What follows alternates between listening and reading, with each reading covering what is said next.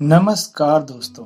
आज मैं आप सभी के साथ महाशिवरात्रि के अवसर पर भगवान शिव और माता पार्वती के विवाह की कथा शेयर करने जा रहा हूं और साथ ही महाशिवरात्रि के व्रत में पालन किए जाने वाले कुछ खास नियमों के बारे में भी जानकारी देने जा रहा हूं।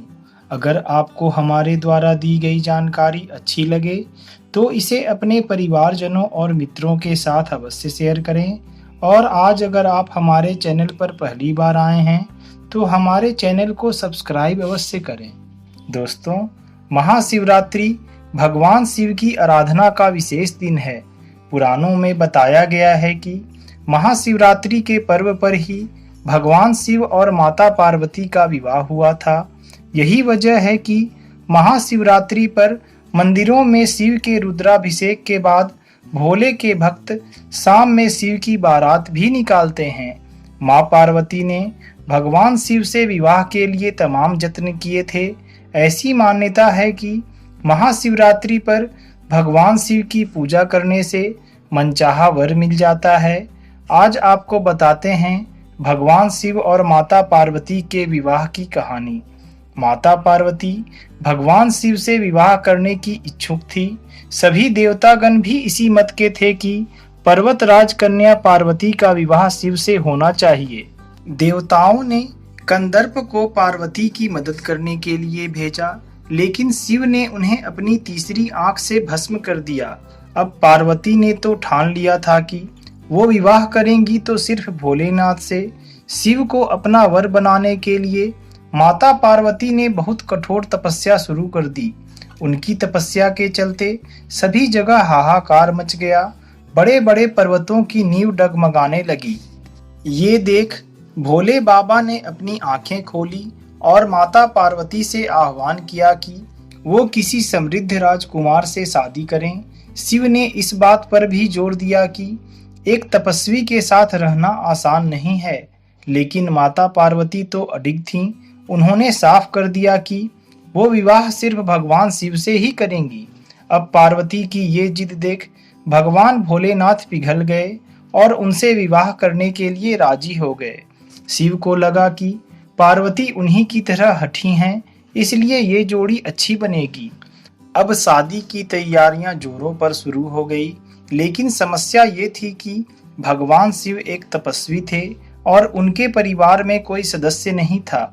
लेकिन मान्यता के मुताबिक एक वर को अपने परिवार के साथ जाकर वधू का हाथ मांगना पड़ता है। अब ऐसी परिस्थिति में भगवान शिव ने अपने साथ डाकिनियां, भूत प्रेत और चुड़ैलों को साथ ले जाने का निर्णय किया। तपस्वी होने के चलते शिव इस बात से अवगत नहीं थे कि विवाह के लिए किस प्रकार से तैयार हुआ जाता है, तो उनकी डाकनियों और चुड़ैलों ने उनको भस्म से सजा दिया और हड्डियों की माला पहना दी। जब ये अनोखी बारात पार्वती के द्वार पहुंची तो सभी देवतागण हैरान रह गए। वहां खड़ी महिलाएं भी डर कर भाग गई। भगवान शिव को इस विचित्र रूप में पार्वती की मां स्वीकार नहीं कर पाई और उन्होंने अपनी बेटी का हाथ देने से मना कर दिया। स्थितियां बिगड़ती देख पार्वती ने शिव से प्रार्थना की कि वो उनके रीति रिवाजों के मुताबिक तैयार होकर आएं। शिव ने उनकी प्रार्थना स्वीकार की और सभी देवताओं को फरमान दिया कि वो उनको खूबसूरत रूप से तैयार करें। ये सुन सभी देवता तुरंत हरकत में आ गए और उन्हें तैयार करने में जुट गए। भगवान शिव को दैवीय जल से नहलाया गया और रेशम के फूलों से सजाया गया। थोड़ी ही देर में भोलेनाथ कंदर्प से भी ज्यादा सुंदर लगने लगे और उनका तेज तो चांद की रोशनी को भी मात दे रहा था। जब भगवान शिव इस दिव्य रूप में पहुंचे, पार्वती की मां ने उन्हें तुरंत स्वीकार कर लिया और ब्रह्मा जी की उपस्थिति में विवाह समारोह शुरू हो गया। माता पार्वती और भोलेनाथ ने एक दूसरे को वरमाला पहनाई और ये विवाह संपन्न हुआ। दोस्तों, आइए अब जानते हैं महाशिवरात्रि के व्रत में पालन किए जाने वाले कुछ खास नियमों के बारे में। महाशिवरात्रि का व्रत फाल्गुन मास की कृष्ण पक्ष की त्रयोदशी के दिन रखा जाता है। महाशिवरात्रि व्रत करने के कुछ नियम हैं, जिन्हें जानकर आप इस व्रत को बहुत ही अच्छे तरीके से पूर्ण कर सकते हैं और साथ ही आपको भगवान शिव ही नहीं बल्कि माता पार्वती का भी आशीर्वाद प्राप्त होगा। तो चलिए जानते हैं उन नियमों के बारे में। महाशिवरात्रि के दिन साधक को सबसे पहले सूर्योदय से पूर्व उठकर जल में काले तिल डालकर स्नान करना चाहिए और इसके बाद साफ वस्त्र धारण करने चाहिए। लेकिन आपको इस दिन काले वस्त्र बिल्कुल भी नहीं धारण करने चाहिए। यह व्रत महाशिवरात्रि से शुरू होकर अगले दिन तक रखा जाता है। यदि आप निर्जला व्रत रखते हैं तो आपको भगवान शिव का विशेष आशीर्वाद प्राप्त होगा। अगर आप ऐसा नहीं कर सकते तो आप एक समय में भोजन में फलाहार ले सकते हैं।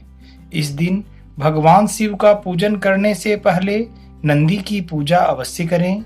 इसके बाद भगवान शिव को पंचामृत से स्नान कराएं, जिसमें दूध, दही, घी, शहद और शक्कर सम्मिलित हो। पंचामृत से स्नान कराने के बाद भगवान शिव को गंगा जल से स्नान कराएं।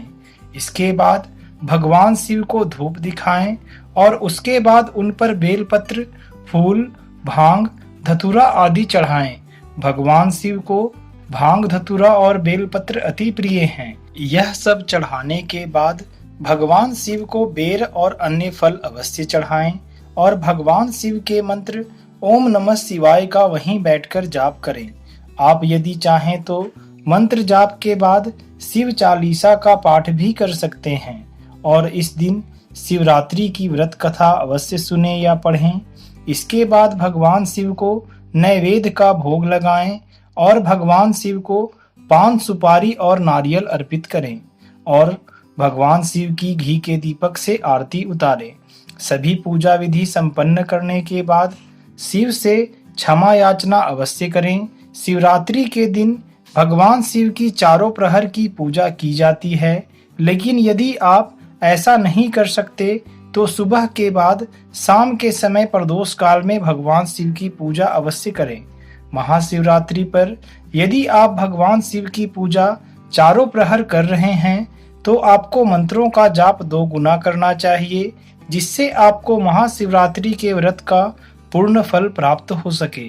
महाशिवरात्रि का व्रत रखने के बाद दूसरे दिन ब्राह्मणों को वस्त्र और दान दक्षिणा देकर उनका आशीर्वाद लेना चाहिए और गाय को भोजन भी अवश्य कराना चाहिए।